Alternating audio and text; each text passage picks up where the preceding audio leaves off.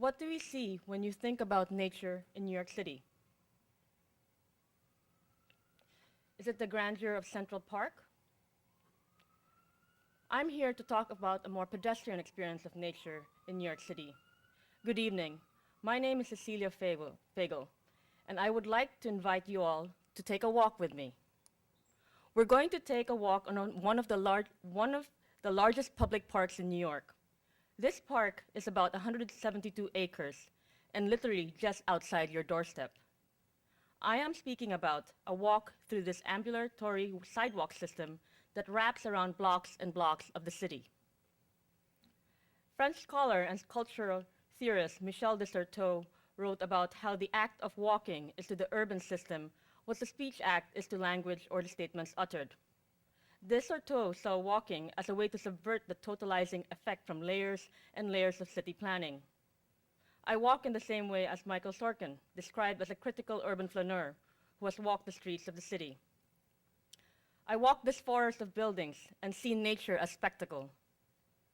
This visual spectacle led me to wonder if Guy Debord's Society of the Spectacle, a classical canon in media critical studies, could be applied more viscerally to nature.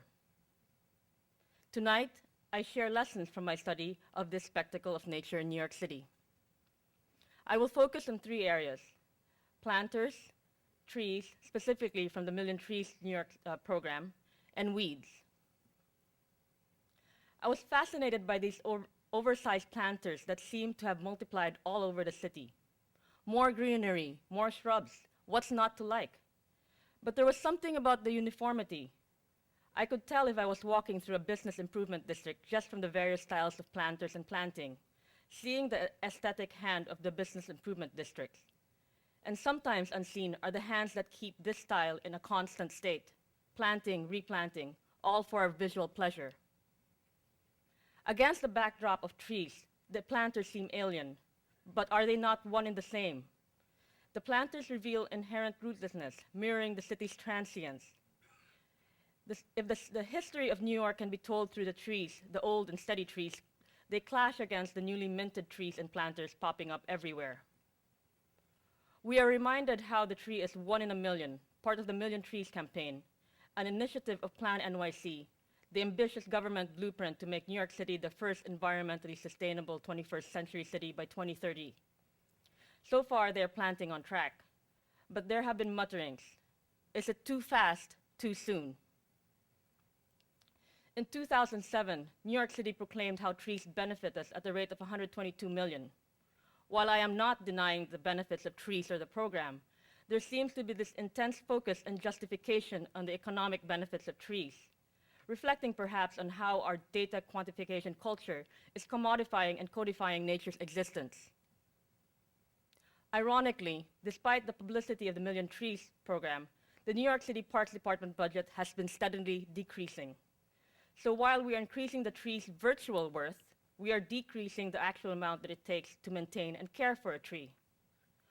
Will this spectacle be a specter? I shuddered at how nature was seen solely as an economic development strategy, stated matter-of-factly by Janet Sadi-Khan, Commissioner of the New York City's Department of Transportation, during a dialogue on public space. You're seeing cities competing effectively in terms of upping the game on sustainability and quality of life. They're not doing it because they're green or good on the environment. They're doing it because it's an economic and development strategy. It's almost like the trees are seen as a city accessory.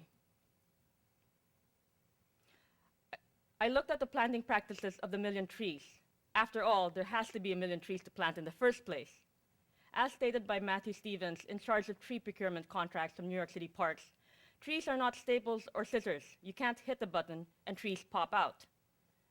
But if trees are not staples and scissors, why are we treating them as such?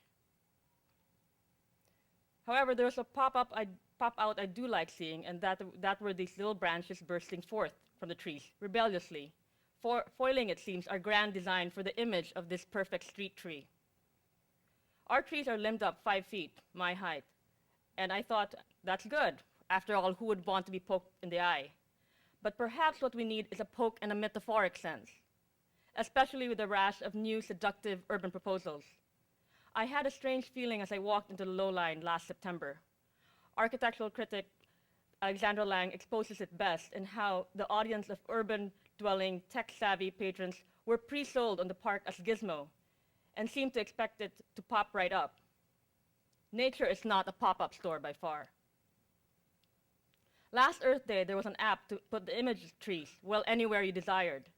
We seem to be told to visualize, not analyze. This superficial attitude toward nature is what I find problematic. But these snaps can be quite revealing in how the image of the tree is always perfect, straight, limbed up. I want to visually remind you of our journey so far as I conclude on this resurgence of weeds. Isn't it ironic how we plant and maintain, yet the weeds grow wild, tearing through the grid-light concrete streets of the city? I was excited to see this resurgence during last week's Idea City. On the left is a weedscape photo by weed informant Jan Moon, who led tours to identify weeds around the block. While on the right, we have an exhibit by Eat the Invaders, who challenged us to eat invasive species.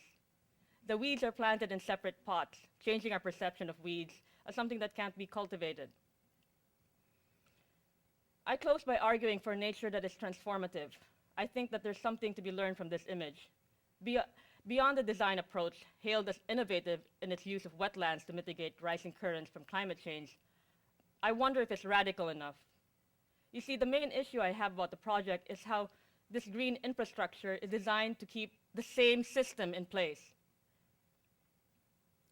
So now as we look back on our walk and think of nature as a mirror, we see aspects of the spectacle, both negative and positive, of pop-up trees and our own alienation, our search for roots in the rootless nature of a city, our struggle to balance economics and purpose. As critics, we ask the what ifs, but what I want to do is to turn the question to an invitation for all of us. We all have a role to play in our own way of defining nature.